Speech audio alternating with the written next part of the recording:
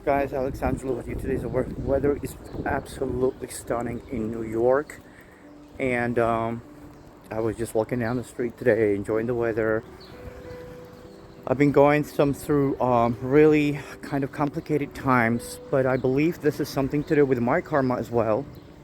And um, you know, once you actually start getting into that point of the spirituality where you don't start looking for who is guilty and who is not, but instead you just try to focus on yourself and understand that this was another karmic experience that you had to go through in order to be able to find yourself again.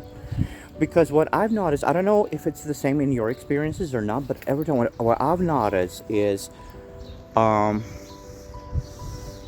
when there's some sort of an order happens to appear in my life. Let's say um, when eventually things start kind of going in the right direction for you, and all of a sudden it just gets to turn into your everyday habit, and you eventually come to a point where you actually start understanding that you are just so caught up in this daily routine that there's no more excitement in there. And that's where actually usually the karmic changes in our life happen to hit us. I think those are the points that we had to learn our lessons, and every time after going certain lesson, our soul gets more mature, we get more experienced, we grow up, and not only physically, of course, but also we grow up emotionally as well, or mentally. So the purpose of this video is because actually lately I've been doing a lot of researches about the karmic relationship, and last night, just going through all the things, I did a little practice with one of my ex-partners.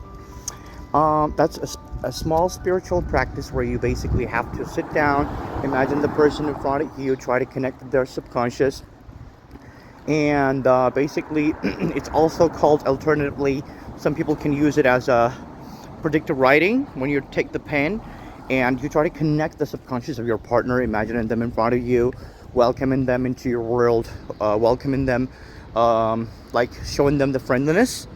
And then once you start this connection, you gotta catch up with the first words and the first phrases that come to your mind without thinking, because those words are actually supposed to be the subconscious words of the other side of the other person, of your ex-partner. And so I did this experience with someone that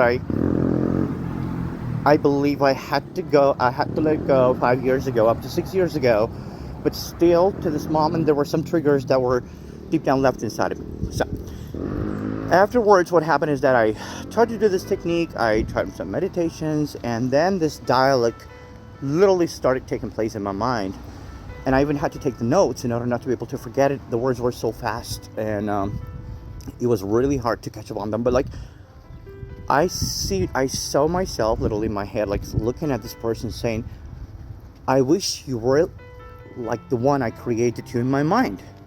And then he says to me, the other side says to me, well, you were secure and happy that way because you've created the version of me in your mind that you wanted to see.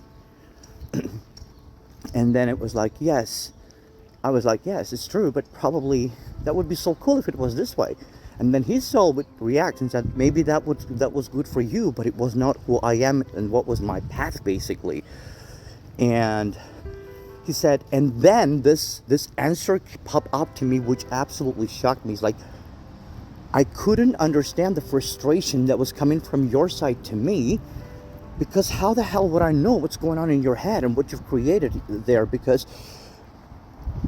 basically what he was trying to say to me is that by creating those expectations, by creating that version of this person in my mind, I started having those kind of expectations from this person in reality.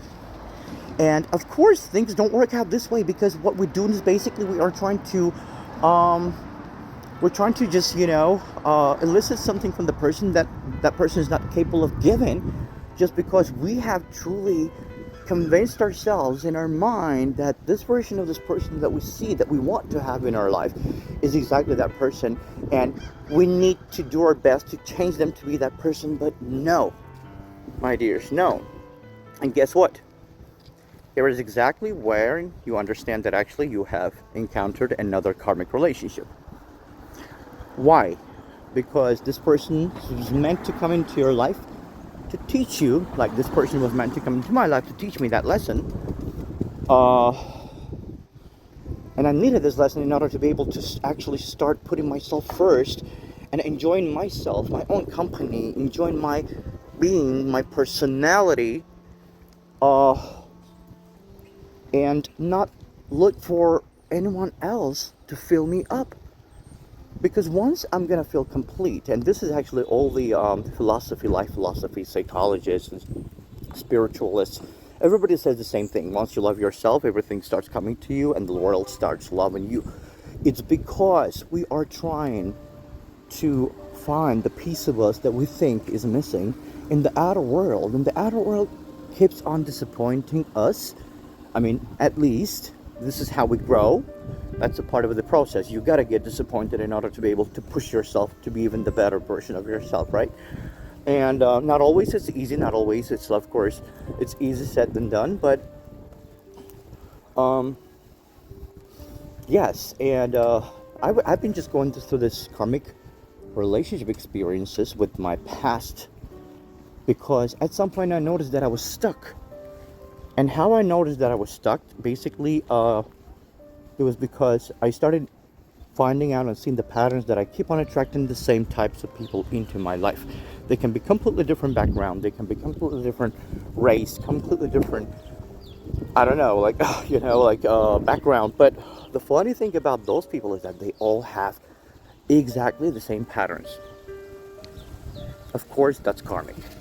Once we learn to actually get over things, once we learn actually to accept things, and just to take basically lessons from our mistakes, then eventually I'm telling you that we are going to be able to move on to the next level of our being. And I think this is the next level where you are going to find yourself eventually. And once you start falling in love with you, with your being, with your uniqueness, because you're unique. I'm unique. We're all unique. There's no one out there who's going to be exactly you, or just simply understand that you're a unique being. So all I can say to you is this, like, if you happen to have also karmic relationship issues, or if you're experiencing karmic relationship issues, then do not run away from this. Do not try to block this, because otherwise it's going to come back to you in a couple of years again in order to teach another lesson. Instead, try to accept it. And go with it. Let the pain go through, because this is how you feel life. That's what my friend told me a couple of days ago. Pain is the part of feeling alive. And once you feel alive, like once you understand that you're living, and this is one of those experiences of living, trust me guys, the life around you starts changing. I have always been really quite spiritual, but like lately I've been working on myself even more and more and more to get more and more spiritual, of course. And you know what? There's absolutely zero regrets, because even the experiences, and bad and good ones, that I do encounter, I take completely different approach to them than I used to do before. But one thing I can say for sure, life is a beautiful experience. It's a magical experience, full of beautiful, obstacles in it probably at some point, but go with it, take it, accept it, be grateful, live it to the fullest, and understand that whatever we're going through in this life, bad or good, is designed to make us only stronger and better. Blessings.